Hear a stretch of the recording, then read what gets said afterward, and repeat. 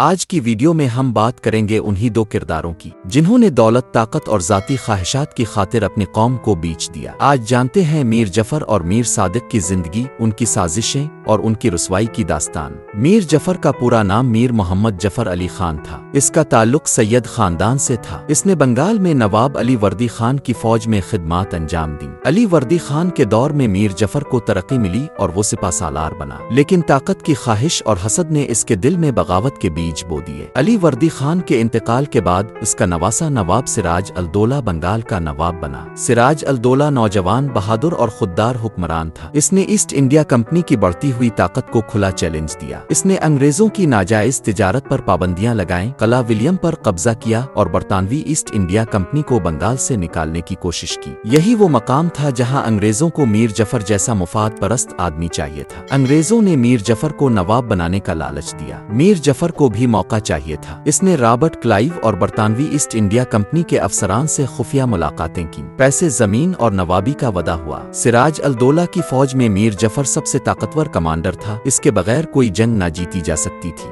جون 1757 کو پلیسی کے میدان جنگ بن گئی۔ سراج الدولہ کی فوج 50,000 سے زیادہ تھی، انگریز محض 3,000، لیکن میر جعفر نے اپنی 20,000 فوج کو لڑنے سے روک دیا۔ صرف سراج الدولہ کے چند وفادار سپاہی انگریزوں کے خلاف لڑتے رہے۔ آخر کار سراج الدولہ گرفتار ہوا۔ میر جعفر کے آدمیوں نے ہی اس کا قتل کر دیا۔ انگریز جیت گئے، میر جعفر نواب بنا اور بنگال کا سونا انگریزوں کی جھولی میں چلا گیا۔ میر جعفر نے نوابی تو حاصل کی، لیکن انگریزوں کے ہاتھوں کٹ پتلی بنا رہا۔ جب اس نے کمپنی سے بدزن ہو کر میر قاسم کو اقتدار دیا تو میر قاسم بھی انگریزوں کے خلاف اٹھ کھڑا ہوا۔ نتیجہ، میر جعفر کو پھر نواب بنایا گیا۔ زندگی کے آخری دنوں میں میر جعفر تنہا اور ذلت آمیز زندگی گزار کر 1765 میں مر گیا۔ اس کے مرنے کے بعد اس کا نام ہمیشہ کے لیے غداری کا دوسرا نام بن گیا۔ اب چلتے ہیں دکن کی طرف، جہاں 18ویں صدی کے آخر میں ایک اور کردار پیدا ہوا، میر صادق۔ یہ شخص سلطان ٹیپو کا وزیر تھا۔ ٹیپو سلطان انگریزوں کا سب سے بڑا دشمن، جنگجو، ترقی پسند حکمران تھا۔ اس نے انگریزوں کو کئی بار شکست دی، فرانس سے تعلقات بنائے، جدید توپ خانہ بنایا، مضبوط قلعے تعمیر کیے، لیکن اس کے دربار میں بیٹھا میر صادق اس کی طاقت کو اندر سے کھوکھلا کر رہا تھا۔ 1799 میں میسور جنگ چھڑی، سری رنگا پٹنہ قلعے پر انگریزوں نے چڑھائی کی۔ ٹیپو سلطان کو امید تھی کہ اس کی فوج مکمل قوت سے لڑے گی، لیکن میر صادق نے فوجیوں کی تنخواہ روک دی۔